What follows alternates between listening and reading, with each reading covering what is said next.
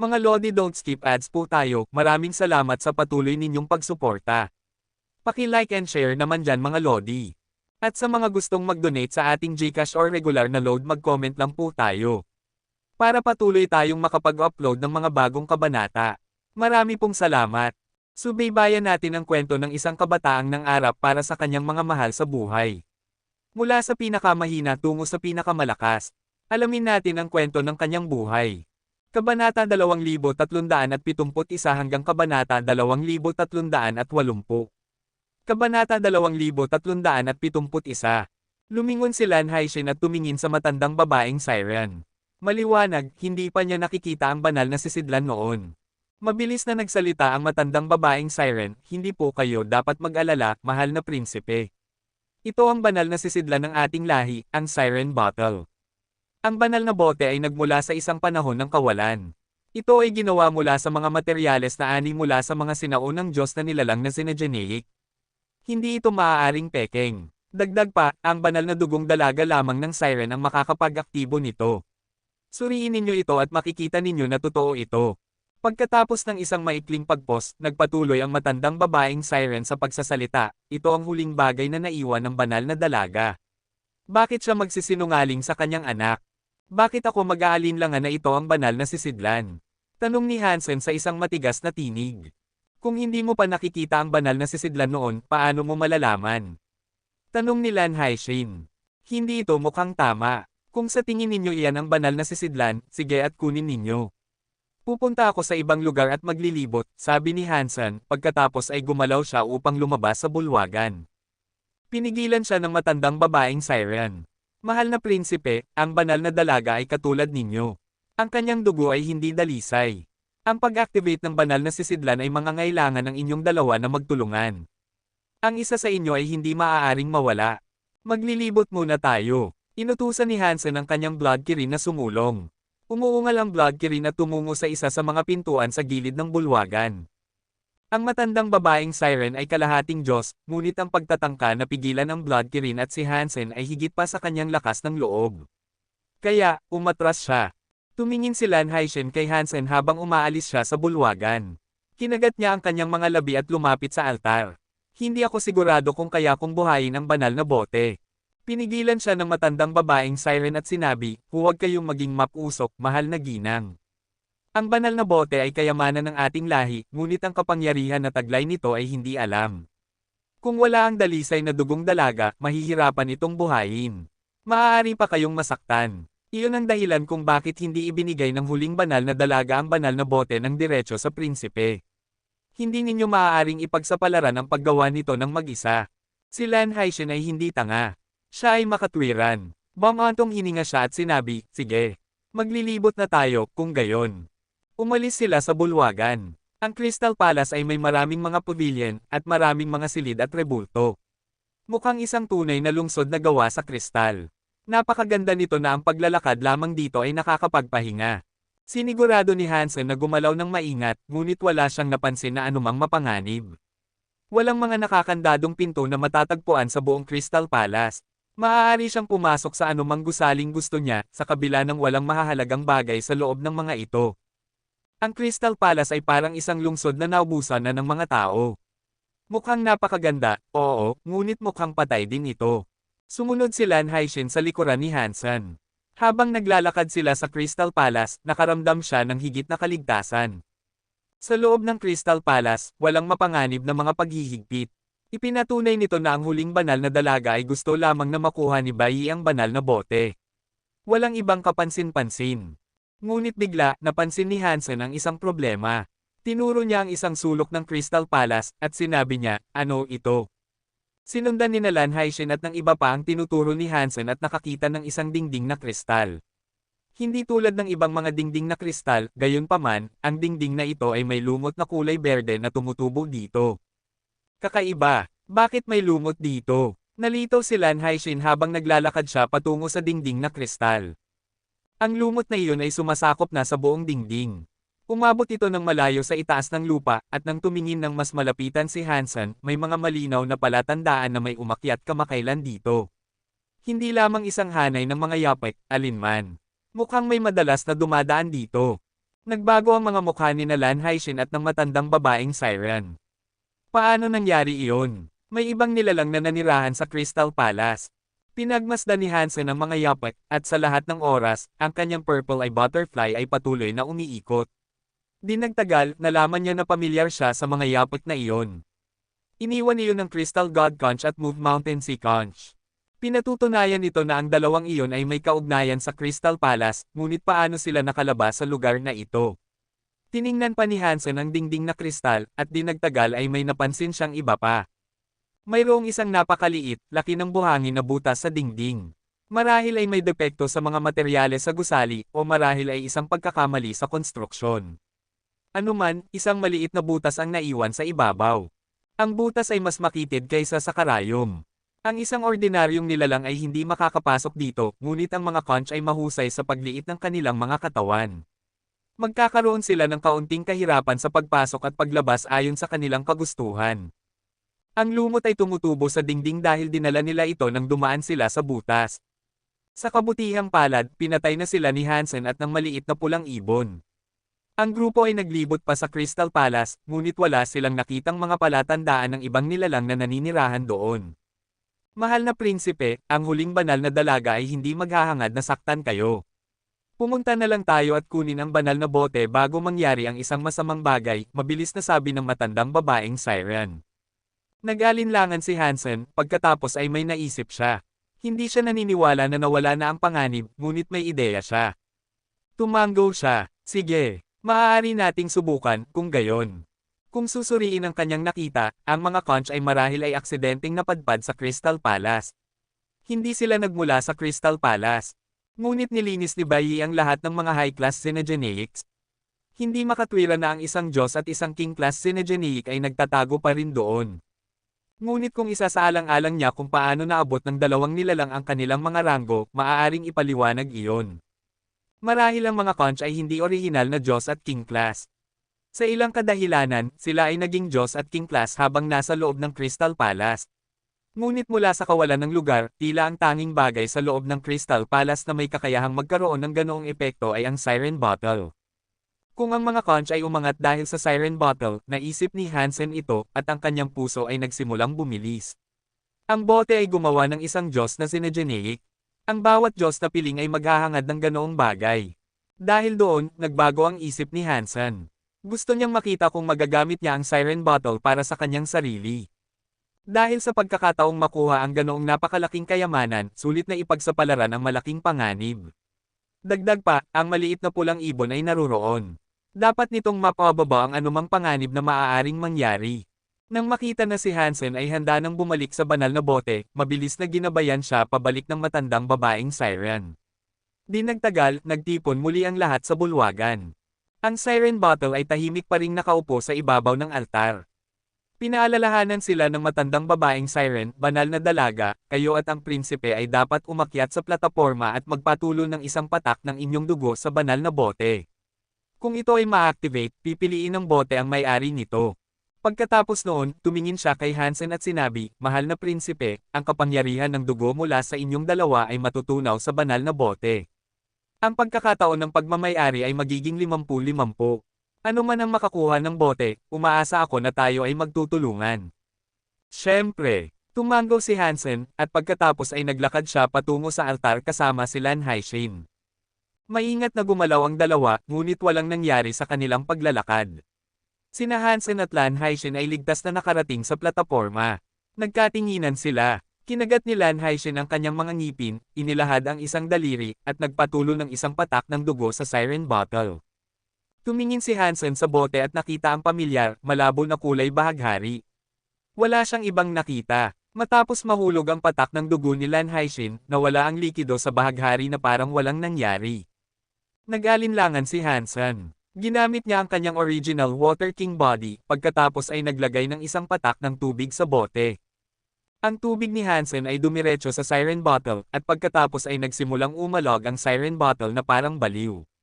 Ang malabong bahaghari ay umiikot na parang isang whirlpool, at parang sesubog ito anumang segundo. Kabanata 2372. Habang nag-aalboroto ang bahaghari sa bote, ang bote mismo ay nagsimulang lumutang. Namutla ang mukha ni Hansen. Isang masamang pakiramdam ang biglang sumapi sa kanya. Dali-dali siyang umatras mula sa altar at bumalik sa Blood Kirin. Nakatitig pa rin si Lan Haixin sa kumikinang na siren bottle. Hindi napapansin ang panganib na lumalapit sa kanya, naghihintay pa rin siya na piliin ng siren bottle ang may-ari nito. Nang makita ng ibang mga siren na na-activate na ang siren bottle, lumuhad sila at nagsimulang yumuko sa harap nito. Bamulong din sila ng mga salitang hindi naiintindihan ni Hansen. Inisip niya na iyon ay ang wika ng mga siren. Boom! Ang bahagharing liwanag ng siren bottle ay sumabog. Ang ningning ng bote ay lumawak, mukhang isang haligi ng liwanag na umaabot sa tuktok ng Crystal Palace. Matapos hawakan ng malabong bahaghari ang kisame ng Crystal Palace, nagsimulang kumalat ito. Nagsimulang tumulo ito sa buong Crystal Palace. Ang buong istruktura ay nagsimulang lumiwanag ng husto, na para bang ang buong bagay ay nabasa ng liwanag ng umaga. Ang lihim na kadena ng substansya ng altar ay naapektuhan din ng malabong bahaghari. Nagsimulang lumiwanag din ito. Maraming mahiwagang mga anting-anting ang nagsimulang maglaro sa ibabaw ng altar. Panghuli ay napansin ni Lin Haixin na may mali. Lumingon silang lahat upang tumingin kay Hansen. Iniwan ni Lan Haixin ang altar upang tanungin si Hansen, "Baiyi, ano ito?" "Ako ang tinatanong mo. Paano ko malalaman? Sinabi ko na sa inyo kanina na may problema sa bagay na ito, ngunit pinili ninyong huwag pansinin ang babala." Gusto nang umalis ni Hansen sa Crystal Palace, ngunit ang pangunahing pinto ay naharang na ng kulay bahagharing liwanag. Sinubukan ni Hansen na buksan ito ng ilang beses, ngunit ang bawat pagtatangka ay nagtapos sa kanya na itinapon pabalik ng kapangyarihan ng mga bahagharing iyon. Bagaman ang liwanag ay umaagos saan man, hindi ito nakakasakit ng sinuman. Ngunit hindi makalabas si Hansen, kaya natigil pa rin siya doon kasama ang iba. "Ikaw at ang iyong ina ang nagplano nito para maloko ninyo kami." Sigaw ng matandang babaeng siren, tinuturo si Hansen. Hindi siya pinansin ni Hansen. Siya ay maliwanag na isang tanga, at walang saysay na subukang maunawaan siya. Hindi makalabas ang siren sa bulwagan. Tinuro ng matandang babaeng siren si Hansen at sinabi, "Dakpin ninyo siya." "Hindi ako naniniwala na iiwan ng babaeng iyon ang kanyang anak." Matagal na tinitigan ni Hansen ang tanga na matandang babaeng siren. "May stroke ka ba o ano?" Gayunpaman, ang mga siren ay nakapalibot pa rin kay Hansen at hindi niya alam kung ano ang iniisip nila. Ang kalahating Diyos na matandang babae ang kanilang pinakamalakas na miyembro. Ang iba ay pawang king class. Ang Blood Kirin ni Hansen ay may kalahating kapangyarihan ng Diyos. Hindi niya maintindihan kung paano naisip ng matandang babaeng siren na ang utos na iyon ay isang magandang ideya. Gayunpaman, ang mga siren ay mukhang medyo nag-aalinlangan. Pinalibutan nila si Hansen, ngunit hindi nila sinubukang saktan siya. "Dakpin ninyo siya. Iyan lamang ang paraan upang mabuhay tayo," sigaw ng matandang babaeng siren. Itinaas niya ang kanyang coral staff at nagtipon ng isang kapangyarihang tubig. Ito ay naging isang dragon ng tubig na sumugod patungo sa Blood Kirin. Gumalaw ang ibang mga siren upang tulungan ang matandang babaeng siren. Gusto nilang sama-samang patumbahin si Hansen. Ang Blood Kirin ay may napakaikling pasensya. Nagbuga ito ng ilang hangin ng dugo na sumire sa dragon ng tubig ng matandang babaeng siren, pagkatapos ay inactivate nito ang blood area nito at sumulong upang salakayin ang mga siren na nakapalibot sa kanila. Inilagay ni Hansen si Lily sa likod ng Blood Kirin, pagkatapos ay hinawakan ang ulo ng Blood Kirin. Sumigaw siya, hindi na kailangang salakayin sila. Siya ang problema. Nagulat ang mga siren. Tinutukoy ni Hansen ang matandang babae. Malamig na umungol ang matandang babaeng siren. "Kahit ngayon, sinisikap mo pa rin kaming paghiwalayin. Masama ka, bulag kami, at hindi namin magawang sabihin na ikaw ay masama. Mas mabuting sabihin mo sa amin kung anong tukana ang inyong niluto ng babaeng iyon. Huwag kayong magalit sa amin na sasaktan namin ang isang miyembro ng ating sariling pamilya."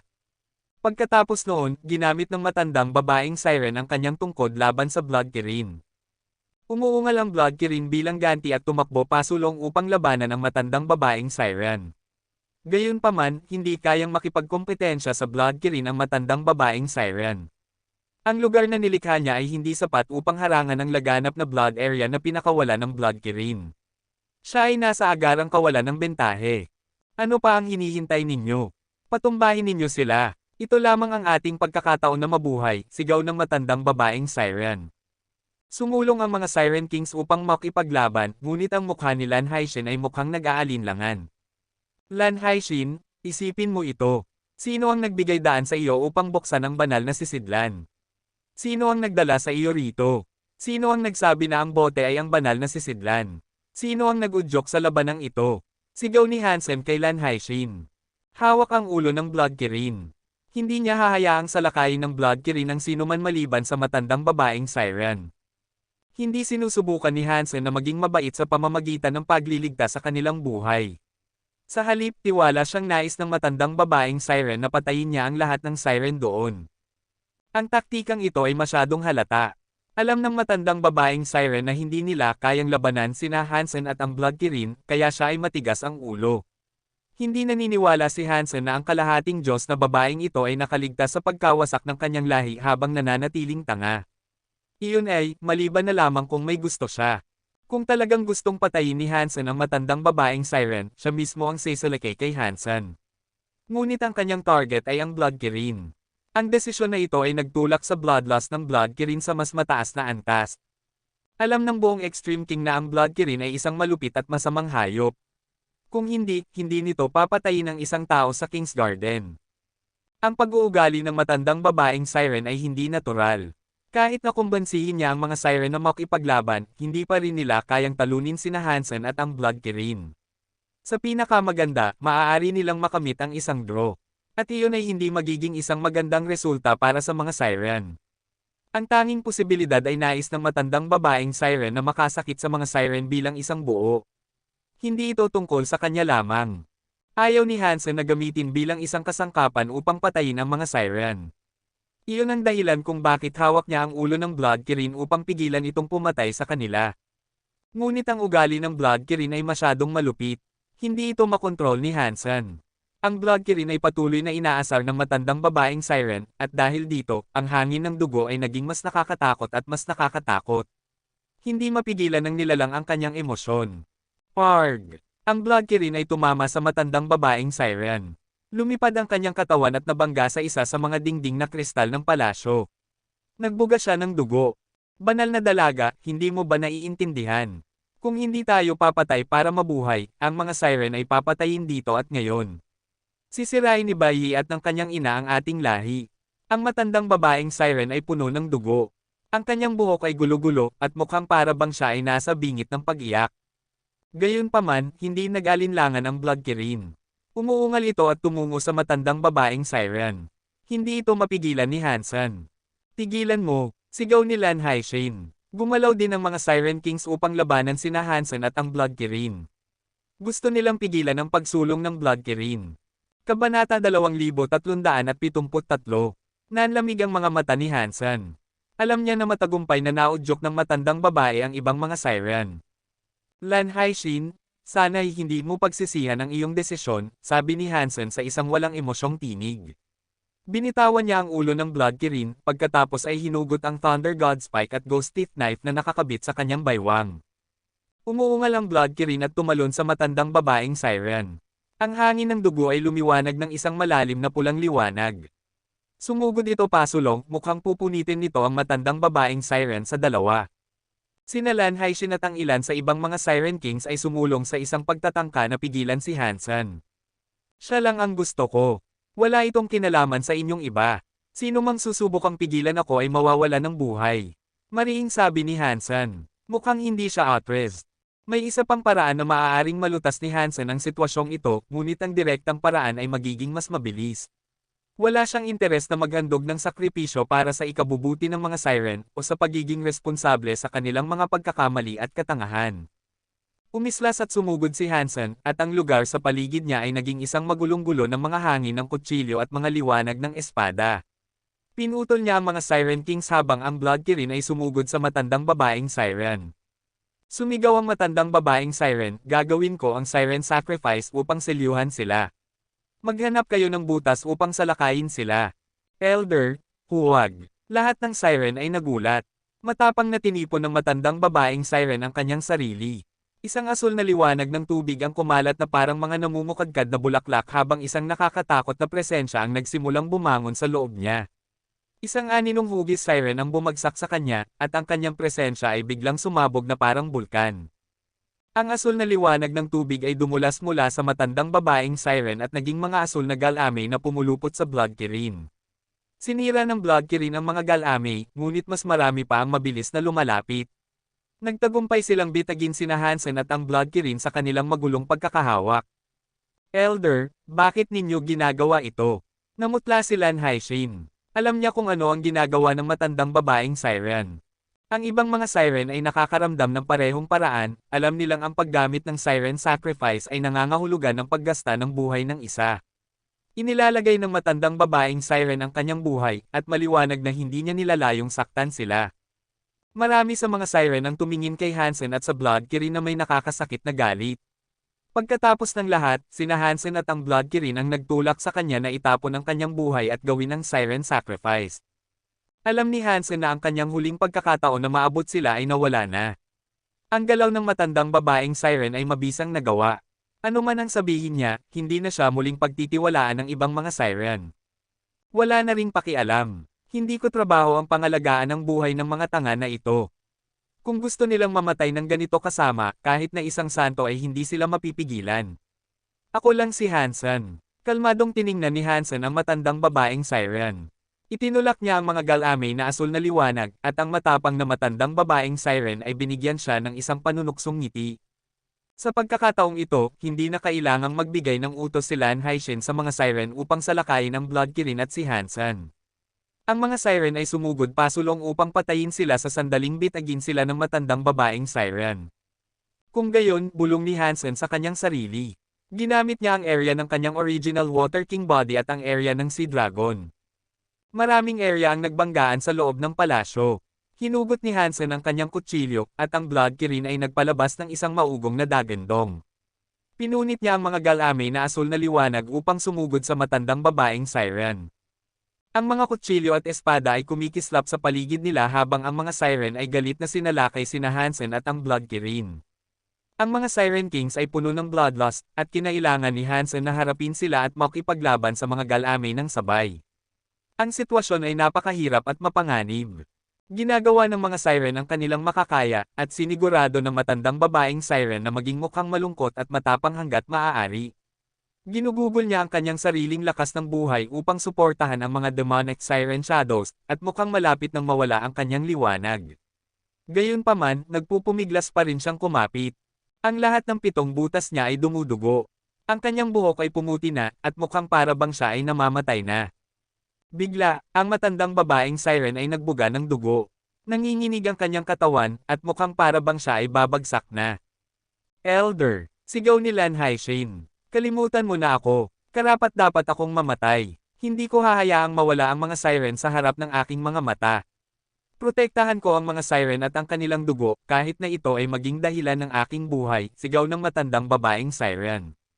Ang asul na liwanag ay sumabog muli sa mas malaking dami. Mukhang ibinuhos niya ang lahat ng kanyang natitirang lakas ng buhay sa huling pagsabog na ito. Ang mga mata ng mga siren ay pula habang puno sila ng galit at kalungkutan. Ginamit nila ang 120% ng kanilang kapangyarihan. Gusto nilang gamitin ang huling pagkakataong ito upang patumbahin sina Hansen at ang Blood Kirin. Lan Haixin, maaari ka pa ring bumalik kung ititigil mo ito ngayon. Sabi ni Hansen mula sa ibabaw ng Blood Kirin. Diretsong tiningnan niya si Lan Haixin. Nakaupo si Lily sa likuran ni Hansen at mahigpit na nakahawak sa kanyang baywang. Ang laban na ito ay wala sa kanyang kakayahan. Kung hindi dahil kay Hansen, ang mga daloy ng kapangyarihan ay pinunit na siya. Bakit kailangan mong saktan ng mga siren kasama ng iyong ina? Kahit na gumawa kami ng masamang bagay sa inyo, may dugo pa rin kayong siren sa loob ninyo. Hindi ba ninyo kayang bitawan ang galit sa inyong mga puso? Bakit kailangan ninyong subukang patayin kami? Malungkot na sabi ni Lan Haixin. Sinabi ko na sa iyo. Wala akong kinalaman dito. Siya ang nagayo sa inyo. Tinuro ni Hansen ang matandang babaeng siren habang nagsasalita siya. Bai, bakit ka pa nagsasalita ng ganyan? Sa tingin mo ba tanga kami o ano? Sigaw ng isang Siren King. Ngayon, papatayin kita para sa Elder. Umungal ang isa pang Siren King. Patayin siya. Kuwait, binigyan ko na kayo ng 3 pagkakataon. Ang mangyayari ngayon ay nasa inyo na. Itinaas ni Hansen ang kanyang sandata at itinulak ito pasulong. Bigla, ang buong bulwagan ay nababalutan ng mga sutlang kutsilyo. Lumitaw ang mga ito saan man, at sumusulong sila. Blurg. Ang sariwang dugo ay nagkalat sa buong palasyo. Pinatay ng mga sutlang kutsilyo ang mga siren at pinutol ang mga galame na asul na liwanag. Ang mga paa at kamay at dugo ay lumilipad sa hangin, at bigla, ang buong bulwagan ay naging pula.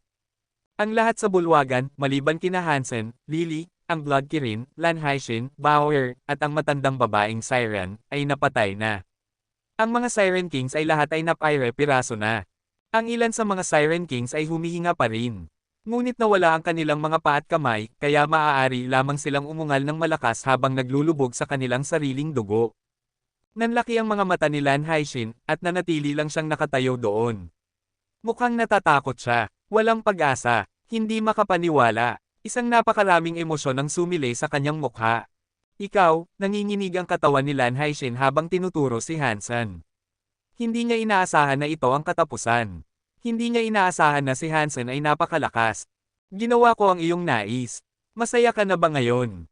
Hindi pinansin ni Hansen si Lan Haishin at kinausap ang matandang babaeng siren. Haha, nakikita ko na ngayon na ikaw ay tunay na dugo ng babaeng iyon, malalim ang inyong mga puso. Ngunit wala itong pagkakaiba, kahit na nakita mo ang aking plano. Niloko pa rin kita. Tumawa ang matandang babaeng siren. Hindi siya mukhang malungkot, at ang kanyang namamatay na katawan ay biglang mukhang buhay na buhay. Tinitigan ni Lan Haishin ang matandang babaeng siren. Hindi siya makapaniwala sa kanyang nakikita. Ang dugong siren sa lupa ay nagsimulang gumalaw. Tumakbo ito sa altar at pinula ang altar. Kabanata 2374. Elder, bakit? Tiningnan ni Lan Haishin ang matandang babaeng siren na may lubos na kawalan ng paniniwala. Nanginginig ang kanyang tinig. Bakit? Ang mukha ng matandang babaeng siren ay nabaluktot. Kinagat niya ang kanyang mga ngipin at sinabi, gusto ko ring malaman kung bakit. Gusto kong malaman kung bakit ako ganoon katalino, at gayon pa man, walang iisang siren ang nakakapagpahalaga sa aking mga nagawa. Dahil ba wala akong dugo ng banal na dalaga? Iyon ba ang dahilan kung bakit ang babaeng iyon ang naging banal na dalaga sa halip? Kung ang isang traidor na tulad niya ay nakakapagbanal na dalaga, bakit hindi ako? Naghintay ako ng maraming taon para mamatay ang babaeng iyon, ngunit pinayagan nila kayong, isang babae na wala man lang dalisay na dugo, na maging banal na dalaga sa halip. Gusto kong malaman kung bakit hindi nila kailanman isinaalang-alang ang pagbibigay sa akin ng pagkakataon. Napakatalino ko. Walang sino man sa mga siren ang makakagawa ng mga bagay na nagawa ko na. Ngunit dahil lamang wala akong isang patak ng dugo ng banal na dalaga, kailangan ba akong ituring na isang karaniwang tao lamang? Sa mundong ito, walang saysay na magtanong ng bakit. Ang mga bagay ay sa iyo lamang kung lalaban ka para sa mga ito. Ang matandang babaeng siren ay nagbigay ng isang baluktot na tawa. Ngayon, sa wakas ay may pagkakataon na ako. Kung ang mga siren ay hindi handang tanggapin ako, sisirain ko ang buong lahing ito. Iaalay ko ang aking dugo sa siren bottle at gagawa ng isang bagong lahi, isang lahi na sasamba sa akin bilang kanilang alpha.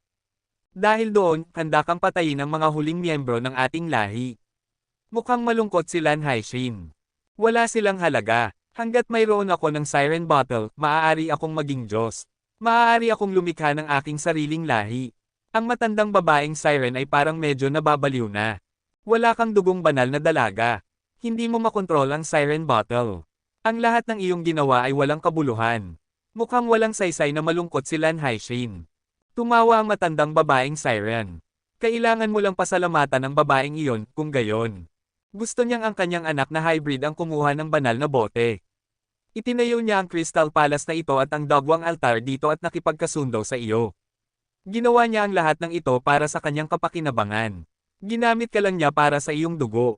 Gamit ang altar na ito, ang dugong siren, at ang pagpapahusay ng banal na bote, makontrol ko ito. Kahit na wala ang dugo ng banal na dalaga. Nagtiis ako ng maraming kahihiyan noong bata pa ako, ngunit sumama ako sa babaeng iyon. Ginawa ko ang lahat ng aking makakaya upang makuha ang kanyang tiwala. Halos mamatay ako ng maraming beses sa aking paglilingkod sa kanya. Kahit na ang aking anak ay namatay para sa kanya. Nagsakripisyo ako ng labis upang makuha ang kanyang pananampalataya. Ngayon, ako na lamang ang makakahawak ng teknik na ito. Hindi kailanman maisip ng babaeng iyon na nagpaplano akong traidorin siya. Hindi niya alam na ako ang pumatay sa kanya. Hindi man lang niya masabi ang kanyang sikreto sa kanyang anak na hybrid. Ngayon, akin na ang lahat. Ako ang magiging alpha ng susunod na lahi. Matapos sabihin ito, tumawa ng husto ang matandang babaeng siren. Mukhang lubos siyang tiwala sa sarili. Mukhang nakalimutan mo na nandito pa rin ako. Tiningnan ni Hansen ang matandang babaeng siren na may pagmamataas. Nawala ang ngiti ng matandang babaeng siren habang tinitingnan niya si Hansen. Hindi ka masama. Dapat kang maging tuso gaya ng babaeng iyon para maitago ang mga bagay ng napakatagal. Ang iyong sariling plano ay disente, ngunit masyadong bata ka pa, at natapos mong patayin ang lahat ng siren. Anong sayang? Ngayon, ang proseso ng dagwang altar ay nagsimula na, at ang banal na bote ay nasa gitna ng pagpapahusay. Bagaman hindi pa ito lubos na magagamit, kailangan ko lang humiram ng kaunting kapangyarihan nito upang patayin kayong dalawa ng Blood Kirin. Hindi ako naniniwala na wala kang dugong banal na dalaga. Paano mo magagamit ang kapangyarihan ng banal na bote kung wala ito? Tanong ni Hansen. Nahulaan ni Hansen ang plano ng matandang babaeng siren kanina pa, ngunit hindi pa niya ito pinatay dahil gusto niya rin ang siren bottle. Mayroon siyang parehong problema gaya ng matandang babaeng siren. Mayroon siyang original Water King body, ngunit wala siyang dugong banal na dalaga.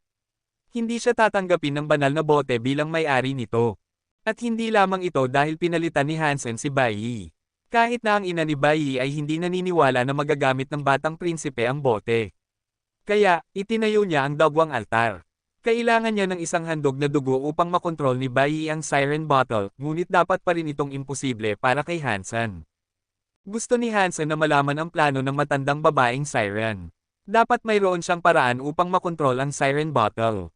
Kaya, hindi pa niya ito pinatay. Ayos lang. Di nagtagal, maniniwala ka na.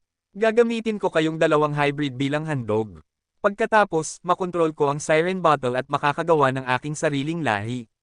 Ako ang magiging alpha at leader nito. Sabi ng matandang babaeng siren.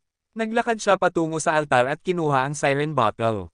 Ang pagkahumaling ay nakaukit ng malalim sa mga linya ng kanyang mukha. Ginamit ni Lan Haixin ang kanyang kapangyarihan sa area sa isang pagtatangka na pigilan ang matandang babae, ngunit sa sandaling lumipat si Lan Haixin sa altar, ang bahagharing liwanag ng altar ay tumalbog sa kanya pabalik. Hindi niya ma-access ang zone na iyon. Itinaas ng matandang babaeng siren ang bote at tumawa. Ang murang babaeng iyon ay hindi nasa aking antas, ngunit mas mahusay pa rin siya kaysa sa inyong dalawa. Kayong dalawang hybrid ay mamamatay ngayon. Tiningnan ni Hansen ang matandang babaeng siren na may interes at sinabi, papatayin mo ako. Hindi ka ba natatakot na hahanapin ka ng Extreme King? Ngumisi ang matandang babaeng siren at tiningnan siya ng may paghamak. Pinanood ko lumaki si Bai Yi. Maliban sa babaeng iyon, walang nakakaunawa sa kanya ng higit sa akin. Hindi ka si Bai Yi. Hindi ko alam kung paano mo nagawa ang iyong ginawa, marahil ay isang kasanayan na katulad ng consume. Ngunit anuman, ang iyong kakayahang buksan ang pinto ng Crystal Palace ay nagpapatunay na pinino mo ang dugo ng hybrid na si Bai Yi. Kukuha ko ang iyong dugo at ibibigay kita kay Haring Bai. Pahahalagahan niya iyon, sa tingin ko. Makukuha ko ang siren bottle at matatanggap ang gantimpala ni Haring Bai. Dapat kong sabihin, tila nasa panig ko ang Diyos, haha. Tiningnan ni Lan Haixin si Hansen na may tamang pagkagulat. Hindi niya kailanman napagtanto na ang Bai Yi sa harap niya ay isang pekeng. Ngunit hindi niya kailanman naisip na may magiging lakas ng loob na magpanggap bilang isang prinsipe ng Extreme King. Sa halip na tanggihan ang akusasyon, inamin ito ni Hansen. Tahimik siyang tumayo at pinanood ang matandang babaeng siren. Ang kanyang mga kamay ay kumikinang. Ang kapangyarihan ay lumalabas mula sa kanyang mga kamay at dumadaloy sa siren bottle. Ang mga pakpak ng siren bottle ay parang mga mukha ng mga babaeng siren. Mukhang buhay ang mga ito. Ang kanilang mga mata ay kumikinang ng liwanag, at ang mga asul na alon ay kumikislap sa mga ito. Gumawa sila ng mga malulungkot na pag-iyak na parang may tumutugtog na instrumento. Di nagtagal, isang patak ng tubig ang lumitaw sa loob ng bote. Masayang kinuha ng matandang babaeng siren ang patak at inilagay ito sa kanyang bibig. Ang kanyang katawan ay nagsimulang lumiwanag at magbago. Ang kulay bahagharing liwanag ay dumaan sa kanya, at ang mukha ng matandang babaeng siren na parang balat ng puno ay nagbago. Nawala ang kanyang edad at mga kunot, at siya ay naging isang 18 taong gulang na babae na may makinis at puting balat. Ang kanyang mga kaliskis ng isda ay mukhang transparent at kristal, at kumikinang sila ng bahagharing liwanag. Ang kanyang buong katawan ay lubos na nabago, at ang kanyang presensya ay nagbago kasama nito. Kabanata 2375 Ang Crystal God Conch ay naging Diyos dahil sa Siren Bottle na iyon. Tiningnan ni Hansen ang Siren Elder. Hindi na siya mukhang matanda. Mukhang bumalik siya sa pagiging isang dalaga. Iniwagayway ng Siren Elder ang kanyang buntot ng isda at ang mga alon ay sumugod sa likuran niya habang lumalangoy siya palayo sa dagwang altar at tumungo kina Hansen at Lan Haixin. Tumawa siya ng may pagmamataas. Hanggat nasa akin ang banal na bote, anumang naisin ko ay nasa aking mga kamay. Pagkatapos noon, iwinagayway ng Siren Elder ang kanyang kamay. Isang bahagharing liwanag ang sumugod kina Hansen at Lan Haixin. Ang kanyang mga kapangyarihan ay ibang-iba na ngayon kaysa sa kanyang orihinal na mga kakayahan, at ang kanyang pag-atake ay katulad ng mga malabong bahagharing liwanag na nakikita sa loob ng Siren Bottle. Ang mga malabong bahagharing liwanag ay bumagsak, nagbabago sa mga kristal na bote sa paligid ni Hansen at ng iba pa upang bitagin sila. Nakita na ni Hansen ang Crystal God Conch na gumamit ng halos magkaparehong kapangyarihan, at ngayon alam na niya na tiyak na ang kapangyarihan ay nagmula sa Siren Bottle. Ngunit ang Siren Elder ay mas mahina kaysa sa Crystal God Conch. Gumawa siya ng kapangyarihan ng kadena ng substansya, ngunit ito ay napakahina. Hindi ito matatag tulad ng mga kadena ng substansya ng Crystal God Conch. Mukhang hindi niya talaga makontrol ang kapangyarihan ng Siren Bottle, ngunit paano nagamit ng Crystal God Conch ang kapangyarihan ng Siren Bottle ng maayos? Hindi nito ma-activate ang Siren Bottle. At wala rin itong dugong siren na kinakailangan upang magsagawa ng sakripisyo, naisip ni Hansen sa kanyang sarili. Ang kapangyarihan ni Lan Haixin ay tumama sa kristal na bote, ngunit ang pagtatangka ay walang silbi. Ang kanyang pag-atake ay tumama sa ibabaw ng bote na may kapangyarihan ng King Class, ngunit hindi sapat iyon upang kahit na maalog ito sa lugar. Haha, walang silbi. Ito ang kapangyarihan ng Siren Bottle, payagan mo akong kunin ang iyong dugo upang magamit ko ito sa Siren Bottle. Kapag kinontrol ko ito ng buo, makakamit ko ang higit pang kapangyarihan, at pagkatapos ay maaari kong simulan ang aking sariling lahi na mag-e-exist sa buong universo. Magiging alpha ako. Isang mabaliw na ngisi ang palm unit sa mukha ng Siren Elder, at ang mga kulay bahaghari na nakapaligid sa kanya ay naging mas maliwanag pa. Ang bote ng salamin ay lumiit habang dinidiinan ito ng Siren Elder. Gusto niyang durugan ang mga tao sa loob nito. Maliit na pulang ibon. Naunawaan ni Hansen kung paano ginagamit ng Siren Elder ang Siren Bottle, ngunit hindi siya nag-atubiling tawagin ang maliit na pulang ibon. Ang maliit na pulang ibon ay lumipad patungo sa balikat ni Bauer, pagkatapos ay tumalon ito sa daliri ni Hansen at kumanta sa kanya. Halos tapos na tayo dito. Alisin mo ang matandang bruha na ito, ngunit iwanan ang kanyang huling hininga sa akin. Gusto kong tapusin siya mismo, utos ni Hansen sa maliit na pulang ibon. Ang Siren Elder ay mukhang nakarinig ng nakakatawang biro at tumawa siya. Hindi pa ito ang katapusan, at nababaliw ka na. Boom! Ang mga salita ay halos hindi pa lumalabas sa bibig ng Siren Elder nang lumipad ang maliit na pulang ibon. Ang mga apoy ay nagsimulang dumampi sa kanyang katawan habang siya ay tumataas mula sa daliri ni Hansen.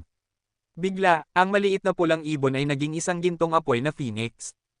Ang mga pakpak ng phoenix ay nagbigay ng ilang malalakas na paghampas na nagtataas ng mga alon ng apoy na sinunog ang mga dingding ng bote ng salamin. Ang mga kadena ng substansya na bumubuo sa mga dingding ng kristal ay parang papel. Ang mga apoy ay sumasayaw sa mga ito, at sila ay sinunog sa abo sa isang iglap.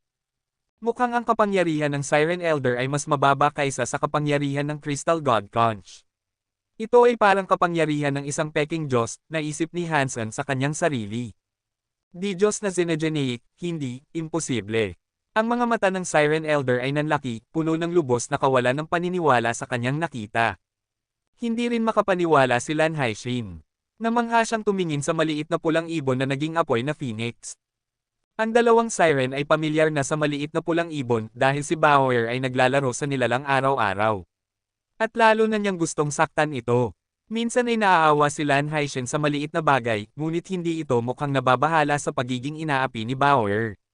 Patuloy itong sumusunod sa kanya sa lahat ng oras. Ang maliit na pulang ibon na iyon ay talagang isang Diyos na Xenogeneic. Ang pag-iisip ay nakakagulat sa isipan. Ngunit ang katotohanan ay hindi maikikaila.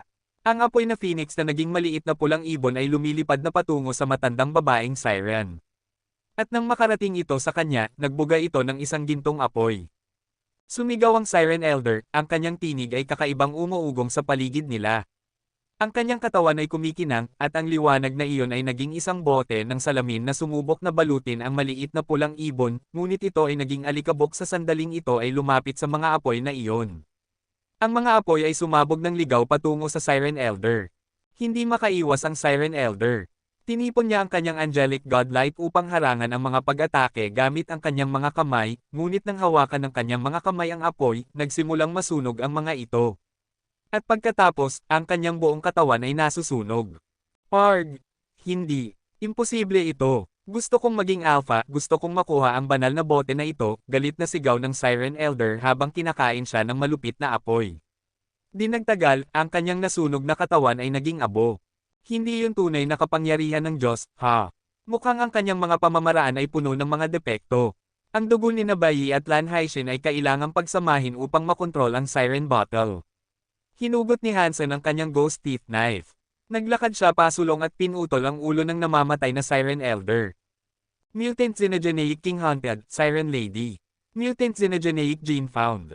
Matapos patayin ni Hansen ang Siren Elder, ang apoy ay patuloy na sumunog. Ang katawan ng Siren Elder ay naging abo. Isang asul na hiyas na dapat ang kanyang Xenogeneic gene ay nakaupo sa gitna ng kulay abo.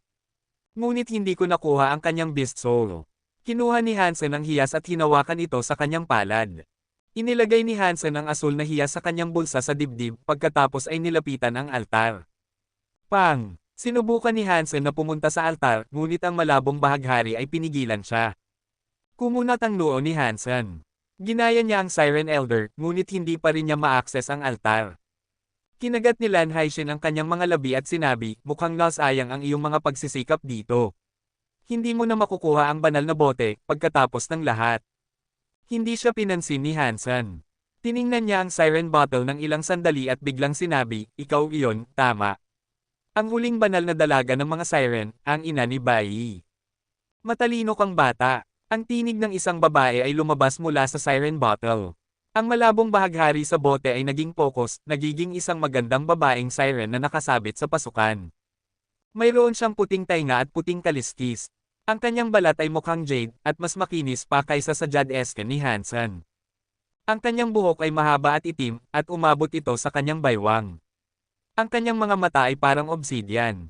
Ang kanyang mukha ay napakaganda, at isang mahinang ngiti ang nagpainit sa kanyang ekspresyon.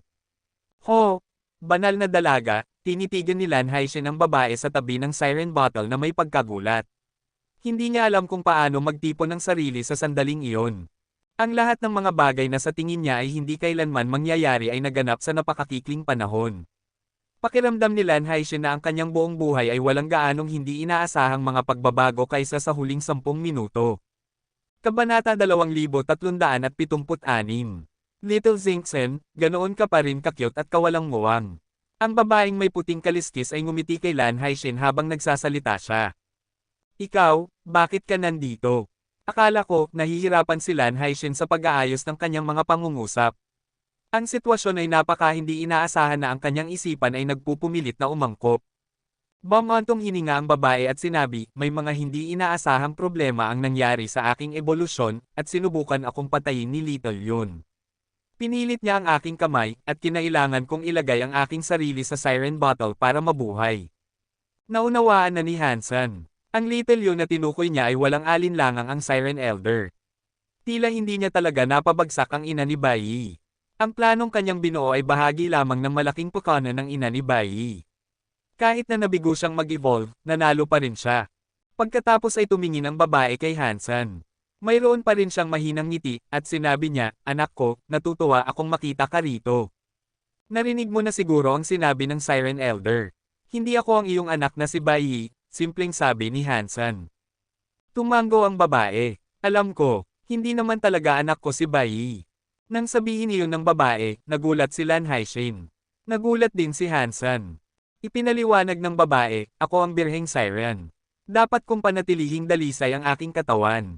Wala akong magawa kundi magpakasal sa Extreme King, ngunit nakipagkasundo ako kay Haring Bai.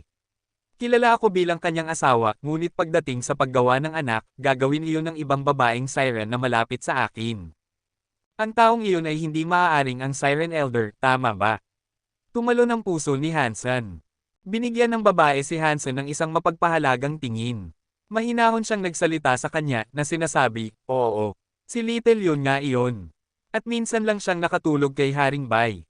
Hindi niya talaga alam ang tungkol sa aking kasunduan kay Haring Bai at hindi niya kailanman napagtanto na ako ay isang birhen pa rin. Nanginginig si Hansen at sinabi niya, anak niya si Bai. Bata, lalong gusto kita. Ngumiti ang babae kay Hansen, ngunit hindi niya sinagot ang kanyang tanong. Ang pagkaunawa ay parang isang lamig na bumabagsak ng malalim sa mga buto ni Hansen. Tama ang kanyang hula, iniisip niya. Sinabi ng Siren Elder na ibinigay niya ang kanyang anak para sa babaeng ito. Ngunit ang babaeng may puting kaliskis ay wala talagang anak. Si Bai ay may dugo ni Haring Bai at isang siren.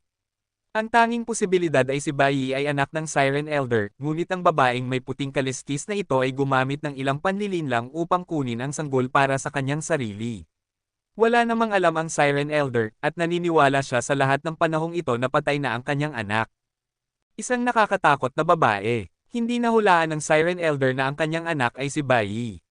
Swerte na hindi niya nalaman, kung hindi, gagawin niya ang lahat para kay Bai, at malamang na ibunyag niya ako kay Haring Bai. Tiningnan ni Hansen ang matamis na ngiti ng babae at nakaramdam ng ginhawa. Bata, paano kung tayo ay makipagkasundo? Ngumiti ang babae kay Hansen. Anong uri ng kasunduan? Tanong ni Hansen. Alam mo na ang aking sitwasyon. Ang aking katawan ay nawasak at nabubuhay ako sa loob ng siren bottle. Kung hindi ako makakahanap ng katawan, mawawala ako. Nagpanggap kang Bai. Hindi siya anak ko, ngunit siya ay anak ni Haring Bai. Ipinapalagay kong alam mo kung ano ang maaaring mangyari kung malaman ni Haring Bai na pinatay mo si Bai. Prangka ang babae na pinahahalagahan ni Hansen. Matutulungan kita na harapin iyon at matutulungan kita na magamit ang kapangyarihan ng siren bottle. Ngunit kailangan mo ring makahanap ng katawan para sa akin. Ano sa tingin mo?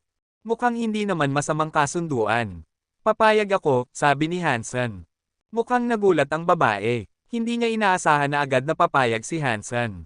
Lalong lumalim ang kanyang ngiti. Bata, lalong gusto kita. Matutulungan kita, ngunit mayroon akong kondisyon, sabi ni Hansen. Sige, sabihin mo. Tumango ang babae. Maaari mo akong tawagin sa aking pangalan, o maaari mo lang sabihing hoy, o yu, o anumang gusto mo. Tigilan mo lang ang pagtawag sa akin na bata, seryosong sabi ni Hansen. Ngumisi ang babae kay Hansen at sinabi, sige. Naiintindihan ko. Pagkatapos ay Terena, sabi ni Hansen, tumango sa babae. Kung kailangan mo man ng aking tulong, kumatok sa kaliwang bahagi ng siren bottle. Sinalubong ng babae ang mga mata ni Hansen, at ang siren bottle ay tumigil sa pagningning. Ang bahaghari ay bumalik sa siren bottle, dala ang babae. Iniwan ng siren bottle ang altar at lumipad sa kamay ni Hansen. Nawala ang liwanag, at ang siren bottle ay mukhang isang ordinaryong kristal na bote na lamang. Tiningnan ni Hansen ang siren bottle ng sandali, pagkatapos ay inilagay ito. Malakas ang babaeng iyon. Mayroon siyang banal na sisidlan ng siren, ang siren bottle, bilang batayan ng kanyang kasalukuyang pag-iral. Malamang na kahit na ang maliit na pulang ibon ay hindi makakaya sa kanya. Mayroon silang pansamantalang kasunduan upang magtulungan dahil wala silang tunay na dahilan upang makipaglaban sa isa't isa. Kung may mangyaring bagay na magdudulot ng pag-aaway nila, ang mga bagay ay magiging masama ng napakabilis. Ginamit ng babae ang Siren Elder upang dalhin ang iba pang mga siren doon upang mapatay. Maliwanag na kailangan niya ang dugo ng mga siren. Ang kanyang plano ay malamang na kinasasangkutan din ng pagpatay kina Bai at Lan Haixin. Ngunit dahil naruroon si Hansen, nabigo niya ang plano ng babae. Malamang na hindi siya sigurado kay Hansen at sa kanyang mga kakayahan, kaya pinili niyang makipag-alyansa sa kanya. Ngunit hindi siya dapat pagkatiwalaan. Alam niya iyon. Ngunit sa ngayon, ang pagtatrabaho para sa kanya ay isang magandang bagay para kay Hansen. Kaya, nagpasya siyang huwag siyang ilantad. Pareho silang may mapapala, at kailangan nila ang isa't isa. Kaya, nagsama sila ng walang gaanong problema o pakikipag-usap. Mukhang nalilito si Lan Haixin. Nakinig siya sa buong pag-uusap na humantong sa kasunduan sa pagitan ni Hansen at ng babae, at hindi pa rin niya talaga naiintindihan kung ano ang nangyari. Parang kakaibang uri ng biro. Ano ang ginagawa mo? Lumapit si Hansen, at namutla si Lan Haixin. Alam niyang mahina siya, at hindi siya makatakas. Si Hansen ay may Diyos na Firebird. Kahit na siya ay nag-iisa, hindi niya kayang labanan siya. Uuwian ko ang aking asawa. Ano pa ang magagawa ko? Kinuha ni Hansen ang braso ni Lan Haishin at ngumiti. Huwag kang maglakas loob. Pinatay mo ang lahat ng aking mga tao. Hindi ako sasama sa iyo. Sinubukan ni Lan Haishin na iwaksi ang kanyang kamay, ngunit hindi niya maialis ang kanyang sarili. Sinimulan siyang hilahin ni Hansen palayo sa palasyo. Ang kanilang mga pagkamatay ay resulta ng iyong katangahan. Kahit na hindi ko sila pinatay, papatayin ng Siren Elder ang lahat dito, sabi ni Hansen, ang kanyang tinig ay walang emosyon. Binuka ni Lan Haishin ang kanyang bibig, ngunit ang mga salitang tugon ay hindi kailanman lumabas. Namutla siya, at isang desperadong pag-iisip ang pumasok sa kanyang isipan. Kung magpapakamatay ka, hindi kita pipigilan. Ngunit isipin mo ito, ikaw ang huling siren na may birheng dugo. Ikaw ang huling pag-asa ng iyong mga tao. Kung mamamatay ka ngayon, tapos na ang laro para sa mga siren, matigas na sabi ni Hansen. Nagpumigla si Lan Haishin na mapanatili ang kanyang pagpipigil, at hindi siya nagsalita. Kabanata 2377. Pagbalik sa Underwater Town, nagpa siya si Hansen na iwan si Bauer sa piling ni Lan Haishin, sakaling ang siren ay gumawa ng isang bagay na magbibigay sa kanya ng sakit ng ulo sa bandang huli. Ang isang karaniwang tao ay maaaring mamatay, at walang magiging problema, ngunit kung ang isang prinsesa ay mamamatay, iyon ay maaaring magkaroon ng malubhang epekto sa Planet Water Zone. Seryosong isasaalang-alang ni Haring Bai at marami pang iba ang pangyayari. Kaya, kailangan ni Hansen na bantayan si Lan Haishin. Sa kabutihang palad dahil si Bauer ay nasa tabi ng babae, hindi siya nag-alala na gumawa siya ng anumang bagay na makagugulo. Kuya 16, naisip mo na ba ang aking panukala? Ang video ni Bai Ling Shuang ay biglang lumitaw sa kanyang telepono. Maaari nating pag-usapan ito mamaya. Hindi ako sigurado kung makakarating ako sa tuktok ng Rothbone Mountain. Kung gagawin ko ang kasunduang ito at pagkatapos ay mabaigo, bibiguin ko lang kayo, sabi ni Hansen. Ayos lang iyon. Hanggat ginagawa mo ang iyong makakaya, hindi ako maghihiganti, kahit na mabaigo ka. At bibigyan pa rin kita ng iyong mga gantimpala, sabi ni Bai Ling Shuang. Sigurado ka bang kaya mong pangako iyan? Mukhang nag-aalinlangan si Hansen. Kuya 16, sabihin mo sa akin kung ano ang gusto mo. Hindi ako magiging kuripot sa aking alok. Kung gusto mo si Cher, masaya si ate na ibigay siya sa iyo. Ngumiti si Bai Ling Shuang. Talaga bang handa mo akong ibigay si Cher? Mukhang desperadong umaasa si Hansen na parang siya ay nabighani sa gitna ng pag-ibig. Ngumiti si Bai Ling Shuang. Kuya 16, ang mga foxes ay hindi mapagkakatiwalaan. Hindi mo talaga gusto ang isang fox bilang isang bantay, tama ba? Ayaw mong palayain siya, ate Sampong. Mukhang malungkot si Hansen. Umiling si Bai Ling Shuang. Ang mga lalaki ay walang paglaban pagdating sa mga foxes. Hindi ko siya gusto para sa iyo, natatakot lang ako na may masamang mangyari kung hindi. Kung ayaw mong palayain si Cher, ate Sampong, pagkatapos ay bigyan mo ako ng isang King Class Xenogenate Jeans. Mukhang naiinis si Hansen habang ginagawa ang kahilingang ito. Hindi naman talaga gusto ni Hansen si Cher, syempre. Hiniling lang niya ito para maibigay niya ang gantimpala ng Xenogenate Jeans bilang alternatibo. Isang King Class Xenogenate Jeans ay marami ang hihilingin.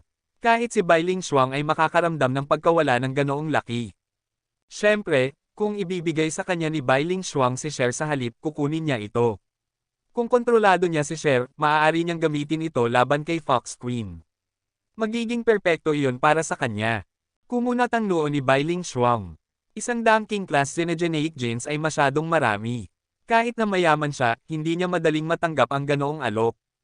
Tumahimik siya ng ilang sandali. Pagkatapos ay tumingin siya kay Hansen. Paano ito, Kuya 16? Bibigyan kita ng 50 King Class Xenogenate Jeans. Kung tutulungan mo akong makarating sa tuktok ng Rothbone Mountain, bibigyan kita ng isa pang 50. Kung hindi ka makarating sa tuktok ng bundok, maaari mong panatilihin ang unang 50 para sa pagsisikap. Ano sa tingin mo? Sige. Agad na tinanggap ni Hansen ang iminungkahing pakikitungo. Ang pagkuha ng 50 King Class Jeans ay magiging perpekto para kay Hansen, anuman ang mga pangyayari. Pupunta ka ba sa Night Charm Town, o gusto mong ipadala ko sa iyo? Tanong ni Bai Ling Shuang sa isang pantay na tinig, inaayos ang kanyang buhok habang nagsasalita siya.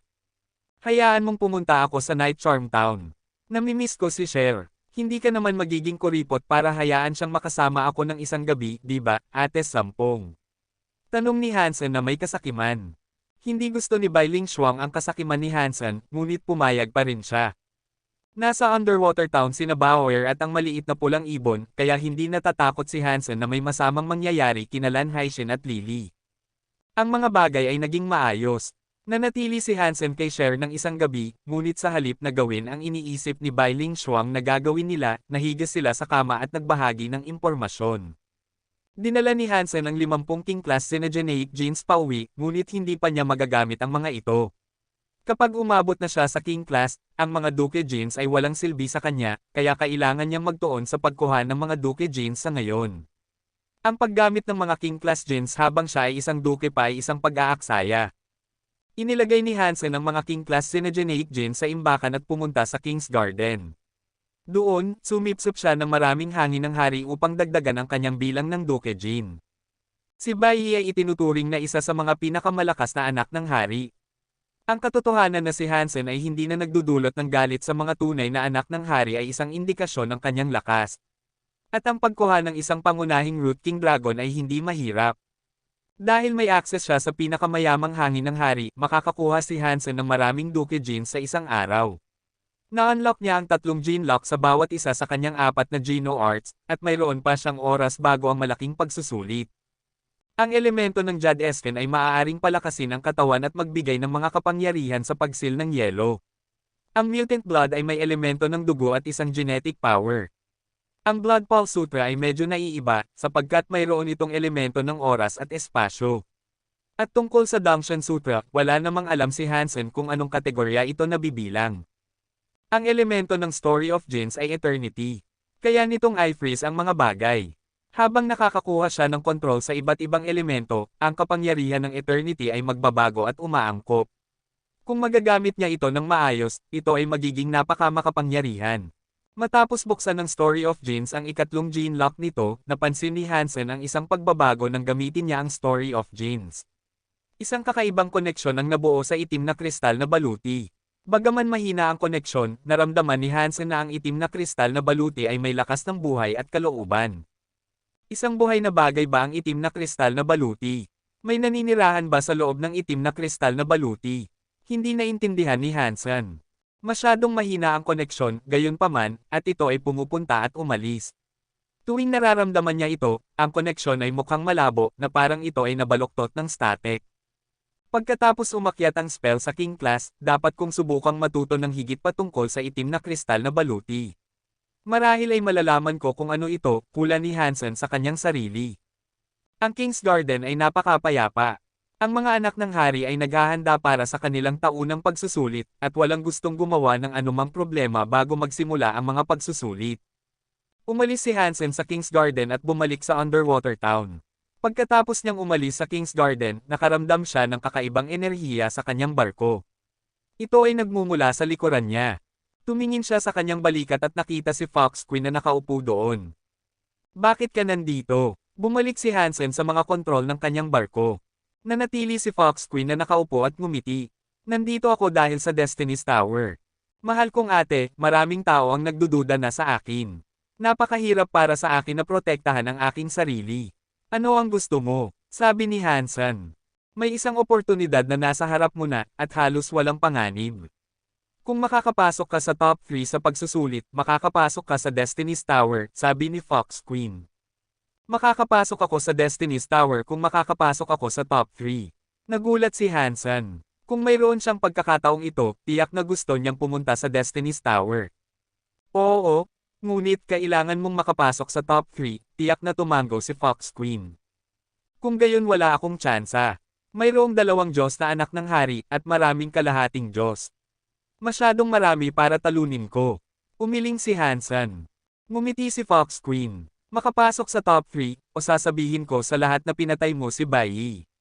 Ang pagpipilian ay sa iyo. Bakit mo hinihingi ang isang bagay na hindi ko magagawa? Hindi ka ba pwedeng maging makatwiran? Hindi narinig ni Hansen ang sagot ni Fox Queen. Tumingin siya pabalik at nakita na wala na siya. Kabanata 2378. Nakakainis ang babaeng iyon. Hindi pa rin gusto ni Hansen si Fox Queen.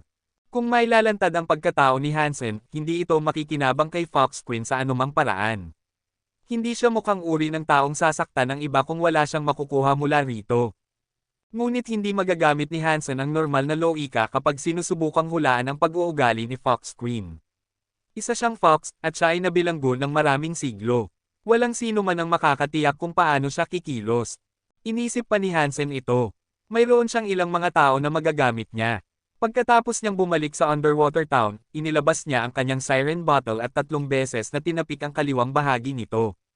Isang bahaghari ang sumirit mula sa bote, pagkatapos ay naging isang aninong hugis na dahan-daang nag-ayos ng sarili bilang ang birheng siren. Sinabi ni Hansen sa kanya na siya ay binyantaan ni Fox Queen. Mukhang walang pakialam ang birheng siren. Kalmado niyang sinabi, hindi ka ibebenta ni Fox Queen, ngunit kung makakapasok ka sa top 3 sa mga pagsusulit at makakapasok sa Destiny's Tower, iyon ay magiging isang malaking gantimpala. Ang aking pagkatao ay maaaring mailantad anumang segundo. Bakit ako gagawa ng isang bagay na magdudulot ng napakaraming atensyon? Isang mapait na ngiti ang ipinakita ni Hansen. Tumawa ang birheng siren. Ang iyong sitwasyon ay hindi gaanong delikado gaya ng iyong inaakala. Nagduda si Haring Bai sa iyo, ngunit kung gusto niyang imbestigahan ka, may 3 paraan lamang siyang magagawa iyon. Una, maaari kanyang tawagin ng direkta. Ngunit sa tingin ko hindi siya tiwala na ang pagkita sa iyo ay makakatulong. Hindi naman niya gaanong gusto si Bai bilang anak, kaya bihira silang magkita. Sa totoo lang, sa tingin ko hindi niya masasabi kung ikaw ba si Bai o hindi. Ang pangalawang paraan ay ang imbestigahan ka sa pamamagitan ni Miss Mirror. Para sa ibang tao, iyon ang pinakamahirap na paraan ng pagtuklas upang maiwasan, ngunit para sa iyo, ito ang magiging pinakamadali. Bakit? Inikat ni Hansen ang kanyang ulo habang tinitingnan niya ang birheng siren. Hindi niya pa ito sinasabi sa kanya ang kwento ng kanyang oras kasama si Miss Mirror, kaya hindi niya alam kung ano ang nagtulak sa birheng siren sa konklusyong ito. Tinuro ng babae ang daliri ni Hansen at ang singsing na nasa ito. Suot mo ang mirror spirit eye ring. Ikaw ang pag-asa ni Miss Mirror. Bakit niya sisirain ang kanyang sariling pag-asa? Pag-asa, ano ang pinag-uusapan mo? Nakaramdam si Hansen ng biglaang kasiyahan ng mapagtanto niya na tila may alam ang birheng siren tungkol dito. Mabait na ngumiti ang birheng siren. Si Miss Mirror ay tinatawag na Miss Mirror dahil mayroon siyang katawan ng espiritu ng salamin. Ang katawan na iyon ay nagbibigay sa kanya ng kakayahang manggaya. Magagamit niya ang kanyang katawan ng salamin sa isang piling tao, at habang lumalakas ang piling tao, mas nakikinabang siya.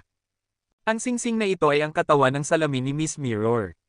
Tiningnan ni Hansen ang singsing sa kanyang daliri na may pagkamangha. Tumango ang birheng siren at sinabi, oo. Ang katawan ng salamin ay maaari lamang gamitin ng isang beses. Kung ang katawan ng salamin ay maging matatag at mahulog sa kamay ng ibang tao, mawawala ng kontrol si Miss Mirror dito. Ang bagong may-ari ang makikinabang sa katawan ng salamin sa halip. Si Miss Mirror ay kilala sa mga Extreme King dahil sa kanyang kagandahan at katalinuhan. Noong kabataan niya, iyon ay. Ang pangalang Prinsesa Mirror ay isang sikat na pangalan.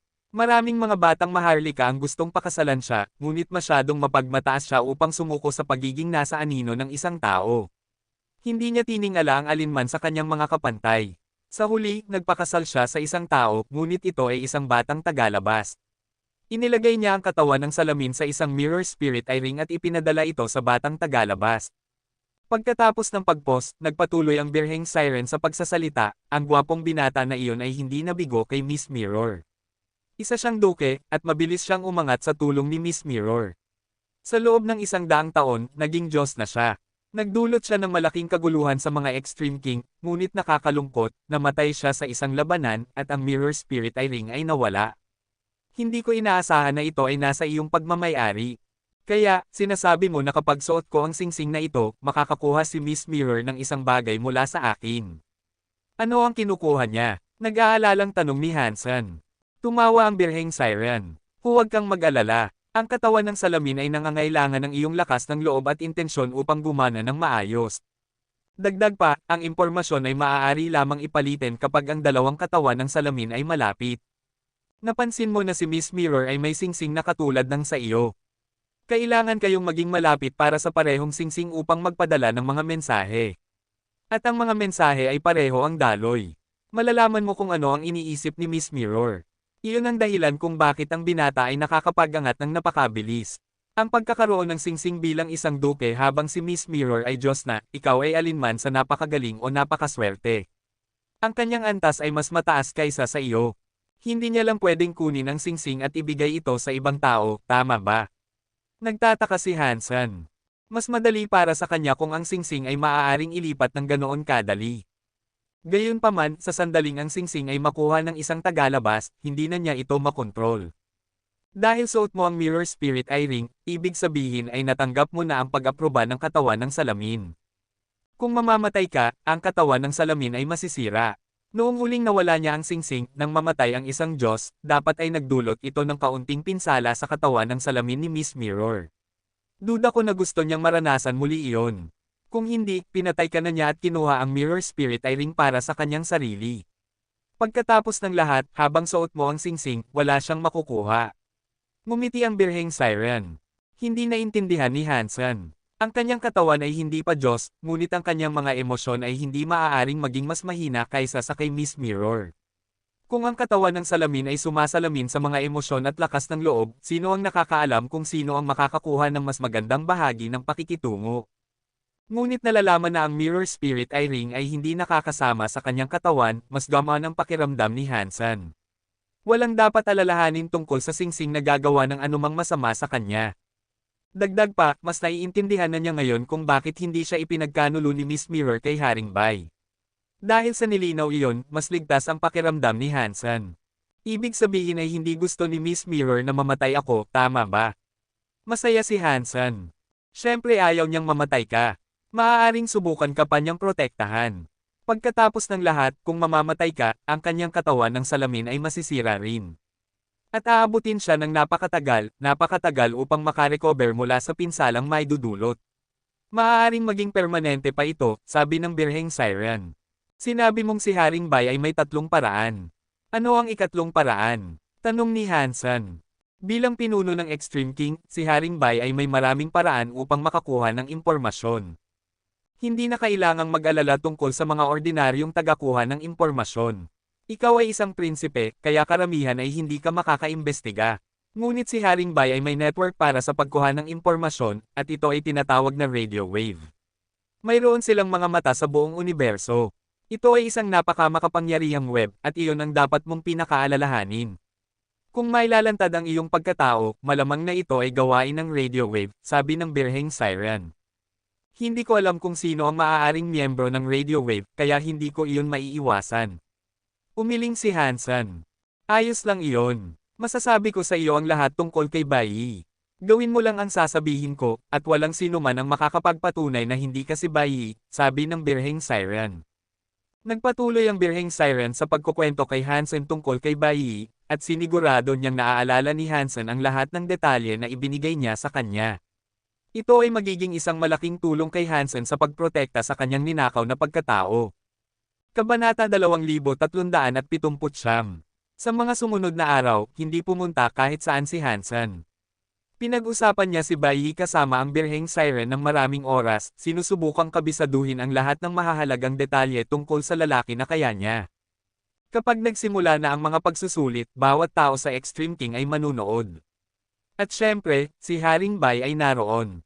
Ang tsansa na mailantad ang kanyang pagkatao ay magiging pinakamalaki na noon pa man. Ang iyong pagkatao at ang kay Bai ay magkaiba. Hindi mahalaga kung gaano ka magpanggap. Hindi kayo magiging eksaktong pareho. Mabuti na lang at hindi kailanman minahal ni Haring Bai si Bai. Mag-ingat lang na huwag mong ilantad ang iyong sarili, at kumuha ng kapanatagan sa katotohanan na mahirap para sa kanya na makilala si Bai. At ano man ang mangyari, kailangan mong manindigan at sabihin sa mga tao na ikaw si Bai. Kahit gaano pa kaduda-duda ang iba, hindi ka nila mapapatay ng walang matibay na ebidensya na nagpapatunay na hindi ka siya.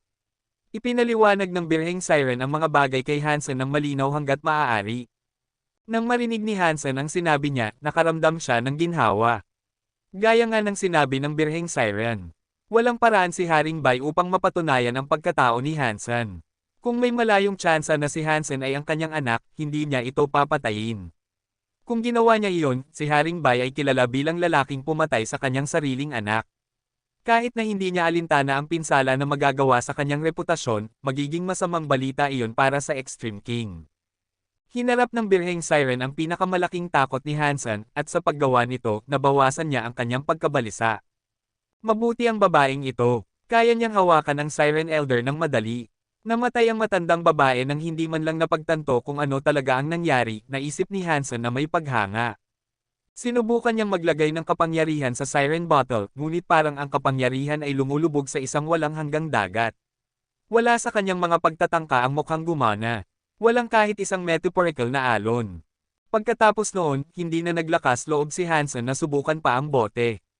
Ayaw niyang pukawin ang galit ng birheng siren. Ang siren bottle ay hindi maaaring maging mas mahina kaysa sa undying bird's nest. Ang pagtatangkang gamitin ito ng sapilitin ay magiging mahirap at marahil ay hanggal. Sa araw ng pagsusulit, dinala ni Hansen ang Blood Kirin, si Lily, si Bauer, at si Lan Haishin kasama niya. Ito ay isang buong family outing. Hindi pinlano ni Hansen na dalhin si Lan Haishin dahil ang kanyang presensya ay maaaring magpalubha ng mga bagay. Ngunit ang mga pagsusulit ay hindi lamang mga pagsusulit. Ito ay isang napakahalagang pagdiriwang para sa buong lipunan ng Extreme King. Ang lahat ng maharlikang pamilya ay kailangang dumalo. Kung hindi dinala ni Hansen si Lan Haishin kasama niya, ang iba ay makakahanap nito na napakakahina-hinala. Ang Extreme King ay naging masaya sa paligid ng mga pagsusulit.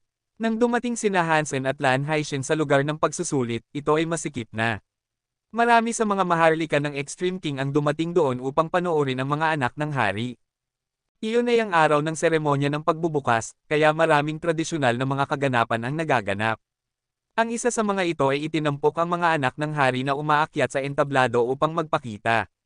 Sa sandaling nasa entablado na sila, ang bawat anak ng hari ay kailangang maayos na ipahayag ang kanilang sarili sa natitirang bahagi ng Extreme King. Siyempre, ang pagpapakilala ay walang espesyal. Kailangan mo lang ipahayag ang iyong pangalan at titulo. Kung nagdagdag ka ng talento sa mga pagpapakilala, gayunpaman, iyon ay isang paraan upang tumayo at gawing hindi malilimutan ang iyong sarili. Dahil dito, lahat ng anak ng hari ay gagamit ng kanilang pagkamalikhain upang subukang maakit ang atensyon ng madla. Pagkatapos ng lahat, ang buong Geno Universe ay nahahati sa mga ranggo ng isang uri o iba pa. At ito ay mas totoo kaysa dati pagdating sa hierarchy ng Extreme King. Ang mga piling tao ay ang mga kilala at sinusunod, kaya ang mga anak ng hari ay hindi palalampasan ang pagkakataong ito upang magbigay ng impresyon. Pagkatapos ng seremonya ng pagbubukas, oras na para sa mga anak ng hari na magpakita. Ang una na lumabas sa entablado ay ang prinsipe ng Corona, si Bai Wanjia. Si Bai Wanjia ang prinsipe ng Corona, ngunit kalahati lamang siyang Diyos. Hindi siya isa sa dalawang Diyos na hari na dumalo. Ang mga kurtina ng entablado ay bumukas, na nagpapakita kay Bai Wanjia. Nakasuot siya ng gintong baluti, at ang kanyang gintong king area ay sumasakop sa buong plaza ng Extreme King. Kumikinang siya ng napakaliwanag, parang isang gintong mandirigma na naglalakad sa isang gintong daan. Ang pangalan ko ay Bai Wanjia. Ako ang prinsipe ng Corona. Ang pagpapakilala ni Bai Wanjia ay simple, at pagkatapos ay umalis siya sa plataporma ng Extreme King.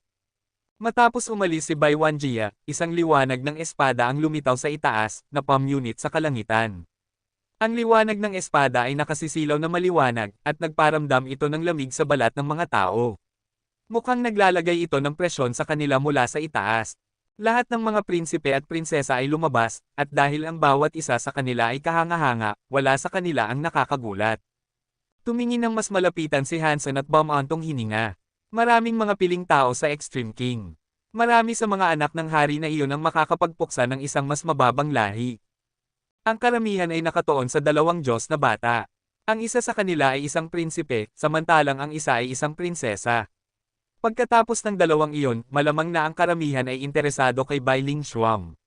Siya ay itinuturing na pinakamagandang babae sa Extreme King. Ngunit sa isang talakayan ng kagandahan, si Hansen ay sasandal kay Bai Wei. Ganoon din siya kaganda ni Bai Ling Shuang. Sa totoo lang, ang lahat ng mga anak ng hari ay mukhang espesyal, ngunit si Bai Ling Shuang ay mas malakas lamang at may mas malaking reputasyon. Di nagtagal, oras na ni Hansen, Prinsipe 16, upang magpakita. Si Hansen, nang marinig niya ang kanyang pangalan na tinawag, ay kailangang bumangon at pumunta sa pintuan na patungo sa entablado.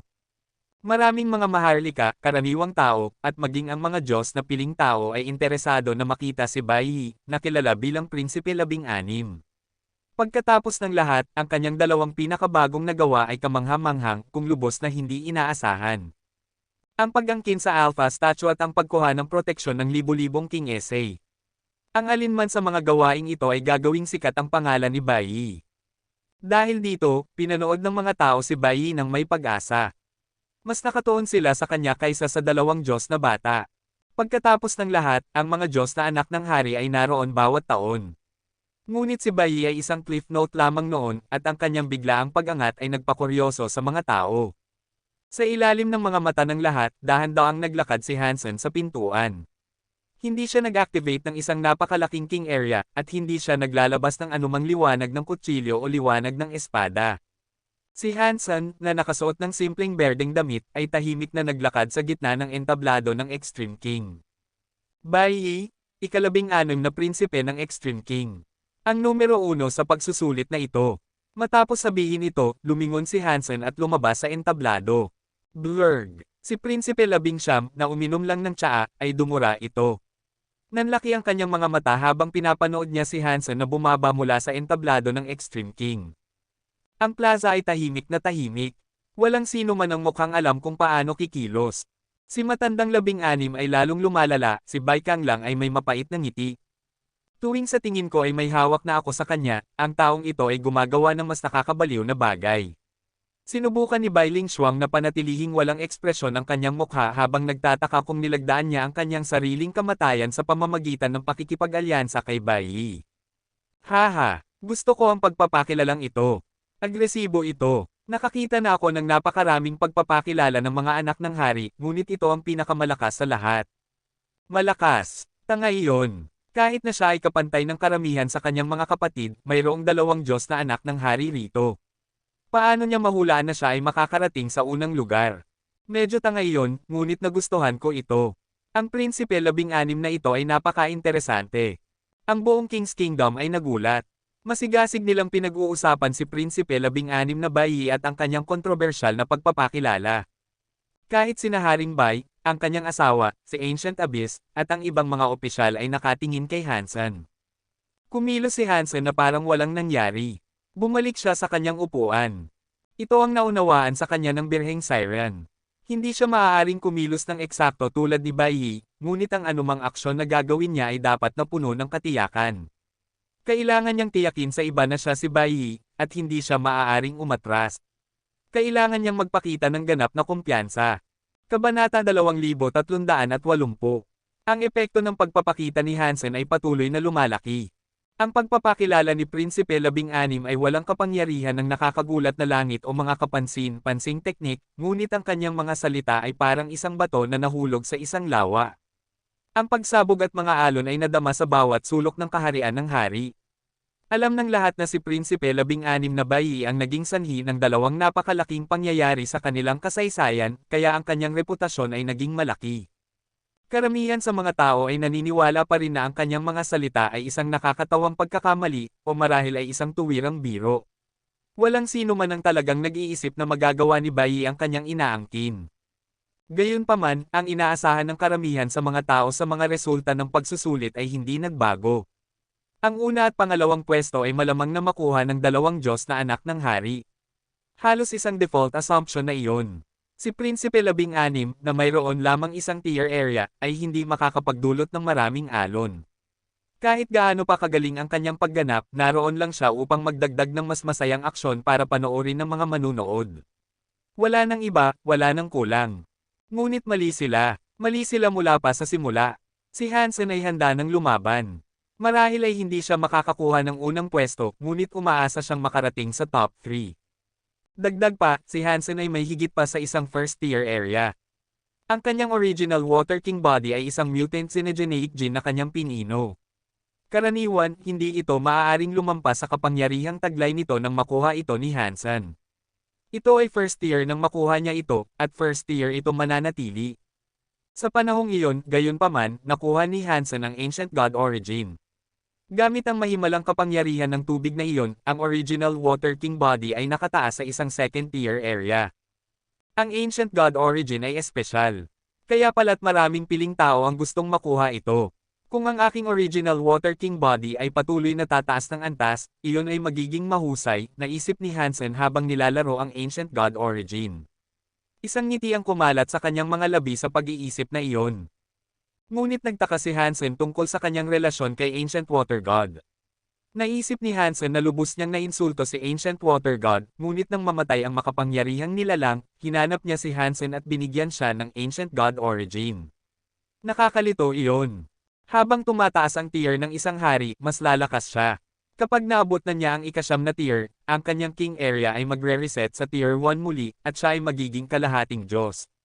Bagaman ang pagtaas ng kapangyarihan ay hindi gaanong kahanga-hanga gaya ng pagiging Diyos, ang mga kalahating Diyos na piling tao ay mayroong ilang beses na higit na kapangyarihan kaysa sa isang ikasyam na tier na hari. Iyon ang dahilan kung bakit sila itinuturing na kalahating Diyos. Hindi inaasahan ni Hansen na ang kanyang original Water King body ay aabot sa antas ng Diyos.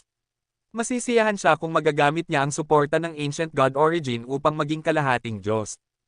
Ngunit sa kabila ng paggamit ng maraming iba't ibang paraan, hindi nagawang ilipat ni Hansen ang kanyang Ancient God origin. Hindi niya ito makakain, at hindi rin niya ito masisipsip ng kapangyarihan.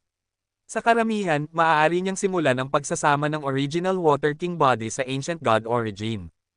Pinasok niya ang mga kapangyarihan ng original Water King body sa Ancient God origin, at nagsimulang mag-isa ang mga ito. Ang kapangyarihan ng Ancient God origin ay hindi isang bagay na maaaring ma-access ni Hansen ng malaya, ngunit ang pangalawang epekto nito sa kanyang original Water King body ay hindi may kakaila.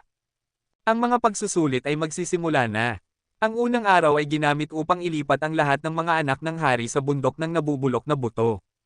Ang mga bata ay nagtipon sa ilalim ng bundok, at tinitigan nila ang mataas na tuktok sa itaas nila, na tumutusok sa langit na parang sibat. Pakiramdam nila ay napakaliit nila kumpara dito. Ang bundok ng nabubulok na buto ay parang isang haligi na nakaturo sa langit. Ang mga paanan lamang nito ang nakikita, dahil ang tuktok ay nasa itaas ng mga ulap. Isang hagdanan ng bato ang magdadala sa kanila hanggang sa semi-transparent na tuktok na iyon. Habang naghihintay sila sa utos na magsasabi sa kanila na simulan ang kanilang paglalakad, dahan-dahang lumapit si Bai Ling Xuang kay Hansen. Tiningnan niya ito, ngunit wala siyang sinabi sa kanya. 70% ng landas ng bundok ng nabubulok na buto ay gawa sa bato. Nakikita ito ng lahat ng sibilyan at maharlika ng kaharian ng hari. Ang landas lamang sa itaas ng mga ulap, ang landas na patungo sa tuktok, ay hindi nakikita. Kahit na ang mga Diyos na piling tao ay hindi makakatingin sa mga ulap at makita kung ano ang naroon. Hindi kayang ipaalam ni Bai Ling Xuang sa lahat na tinutulungan siya ni Hansen. Kung ginawa niya iyon, ang lahat ng Extreme King ay magsisimulang tumawa sa kanya. Kaya, lalakarin niya ang 70% ng landas ng mag-isa. Malapit sa dulo, kapag naabot na niya ang mas mahirap na landas, handa na siyang humingi ng tulong kay Hansen. Ang huling landas ang pinakamahirap na landas sa bundok ng nabubulok na buto. Hindi sigurado si Bai Ling Xuang na maaari niyang maabot ang dulo ng landas na iyon. Pagkatapos ng isang malakas na ingay, 100 anak ng hari ang lumapit sa hagdan ng bato. Mukha silang mga kabayo habang sila ay nagtatakbuhan paitaas. O kaya naman, isang may karanasang hiking team. Ang mga bata ay umabot sa isang mahabang linya na unti-unting umakyat sa bundok. Nangunguna sa grupo ang prinsipe ng korona na si Bai Weijia. Walang nakikipaglaban para sa landas sa harap niya. Siya ang prinsipe ng korona, at siya ay nasa unahan. Sa likod ng prinsipe ng korona ay ang mga Diyos na prinsipe 4 at prinsesa 2. Magkasama silang naglalakad, magkatabi. Pagkatapos, may ilang kalahating Diyos na anak ng hari na sumusunod kaagad sa likuran, kabilang sina Bai Ling Xuang at Bai Kanglang. Pagkatapos nila ay ang mga anak ng hari na king class tulad ni Hansen. Tumingin si Hansen sa paligid. Hindi niya nakita si Bai Wuchang. Mukhang ang lalaki ay hindi nakikilahok sa pagsusulit. Naglakad si Bai Qingzia sa tabi ni Hansen at tahimik na sinabi, Kuya 16, pero na. Sige. Tumanggo si Hansen, at umakyat siya sa hagdan ng bato kasama si Bai Qingzia. Sa likuran ng grupo, ang isang pares ng magagandang mata ay nakatuon sa likod ng ulo ni Hansen. Ang mga matang iyon ay kay Bai Wei. Naisip ni Hansen na ang bundok ng nabubulok na buto ay magiging mahirap akyatin. Kung hindi sana handang isuko ni Bai Ling Xuang ang napakaraming king class Xenogeneic genes para sa kanyang tulong. Ngunit nang maglakad si Hansen ng ilang sandali, napansin niya na ang bundok ng nabubulok na buto ay hindi mukhang kasing hirap ng inaasahan niya. Maliban sa paghihigpit ng hangin na pumipigil sa kanila na gumamit ng mga kapangyarihan sa paglipad, ang lahat ay mukhang normal. Ngunit nang subukang bumili si Hansen, agad na nagbago ang mga bagay. Madali siyang naglalakad sa landas, ngunit ngayon ay may isang puwersa na malakas na tumulak sa kanya na pumipigil sa kanyang bilis. Para bang sinusubukan niyang tumakbo sa tubig habang bumibilis siya, mas maraming paglaban ang nararamdaman niya. Ang puwersang lumalaban sa kanya ay mukhang walang hanggan, at wala nang ibang pagpipilian si Hansen kundi ang pabagalin. Nang pabagalin niya, humina ang paglaban. Halos hindi na niya ito maramdaman. Ngayon naiintindihan ko na kung bakit lahat ay mabagal na naglalakad. Hindi ko napagtanto na ang bundok ng nabubulok na buto na ito ay kahanga-hanga, naisip ni Hansen sa kanyang sarili. Kuya 16, ang ating labanan sa King's Kingdom ay hindi pa tapos. Kapag nakipaglaban tayo sa entablado ng Extreme King, alamin natin kung alin sa atin ang mananalo, sabi ni Bai Qingziya habang naglalakad siya sa tabi ni Hansen. Hindi ka ba natalo noong nakaraan? Tanong ni Hansen, kumukurap.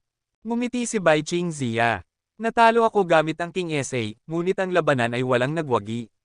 Galit na 10 beses, mayroon akong higit pa sa ilang tier na ngayon.